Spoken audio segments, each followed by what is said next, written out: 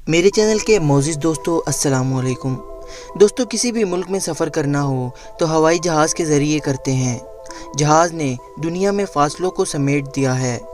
دنیا میں روزانہ بہت سی فلائٹ ٹیک آف کرتی ہیں جن میں بہت سے مسافر اپنی منزل کی جانب روانہ ہوتے ہیں۔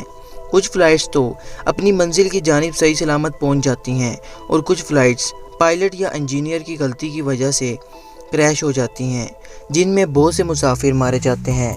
ویسے تو ہوائی جہاز کے سفر کو انتہائی محفوظ سفر مانا جاتا ہے، لیکن آج کی ویڈیو میں ایک ایسی فلائٹ کی بات کروں گا جو پائلٹ کی ایک چھوٹی سی غلطی سے بہت سے لوگوں کی جان لے گئی۔ اس حادثے نے پوری دنیا کو حیرت میں ڈال دیا تھا۔ یہ حادثہ رشیا کے ایک طیارے کے ساتھ پیش آیا۔ دوستو چلتے ہیں اس سفر کی جانب۔ یہ پرواز 23 مارچ 1994 کو ماسکو سے ہانگ کانگ کے سفر کی جانب روانہ تھی۔ اس فلائٹ کا نمبر 593 تھا۔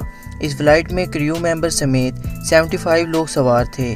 اس فلائٹ میں زیادہ تر بزنس مین سوار تھے جو رشیا میں کاروبار کے سلسلے میں آئے ہوئے تھے اور اب واپس جا رہے تھے۔ اس فلائٹ میں 3 پائلٹ سوار تھے جن میں سے ایک پائلٹ جو جہاز کو کنٹرول کر رہا تھا وہ اس فلائٹ میں اپنے بچوں کو بھی لے کے آیا ہوا تھا، جن میں اس کی 16 سال کی بیٹی اور 12 سال کا ایک بیٹا تھا۔ دوستو فلائٹ بالکل نارمل اپنے سفر کی جانب روانہ تھی۔ یہ جہاز بھی صرف 2 سال ہی پرانا تھا اور جہاز کو کنٹرول کرنے والا پائلٹ بہت ماہر تھا۔ سب مسافر پرسکون بیٹھے ہوئے اپنی منزل کا انتظار کر رہے تھے۔ موسم بھی بالکل صاف تھا، ہر چیز بالکل نارمل تھی۔ فلائٹ کے ٹھیک 4 گھنٹے کے بعد جہاز کو کنٹرول کرنے والے پائلٹ جن کا نام الیگزینڈر تھا، انہوں نے بریک لینے کا فیصلہ کیا۔ یہ ایک چھوٹی سی بریک ہوتی ہر پائلٹ فلائٹ کے دوران لیتا ہے۔ اس پائلٹ کی جگہ فرسٹ آفیسر نے لے لی تھی۔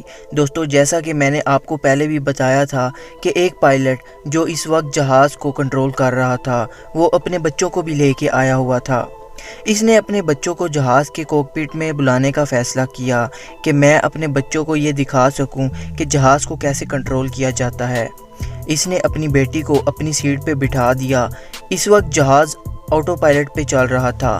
اس کا مطلب ہوتا ہے کہ جہاز کے پائلٹ کنٹرول نہیں کرتے، جہاز کمپیوٹر کے ذریعے آٹومیٹک کنٹرول ہو رہا ہوتا ہے۔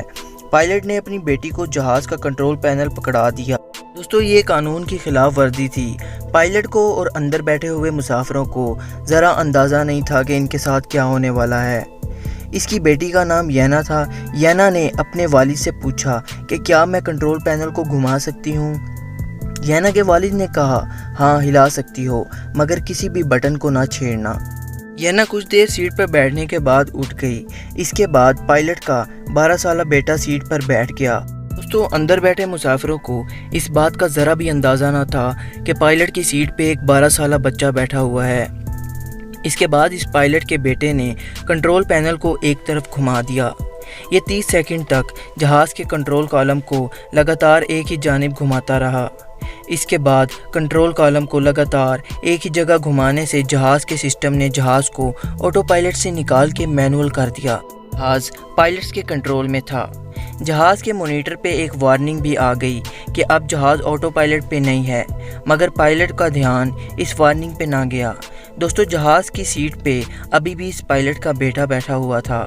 جہاز اتنی تیزی سے گھوما کہ پائلٹ کو سمجھ ہی نہیں آئی کہ ان کے ساتھ ہوا کیا ہے۔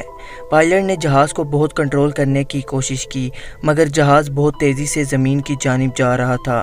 پیسنجرز کو اندازہ ہو چکا تھا کہ جہاز کے ساتھ کچھ غلط ہوا ہے۔ دونوں پائلٹس نے جہاز کو پورے 2 منٹ تک کنٹرول کرنے کی کوشش کی، مگر یہ جہاز رشیا کے صوبہ سائبیریا کے پہاڑوں میں گر کر تباہ ہو گیا۔ اس جہاز میں ایک مسافر بھی زندہ نہیں بچا تھا۔ جب اس جہاز کے بلیک باکس کی ریکارڈنگ کو سنا گیا، سب حیران ہو گئے کہ جہاز کے کنٹرول کو ایک 12 سالہ بچے کے حوالے کر دیا گیا تھا۔ اس کا نتیجہ کیا نکلا؟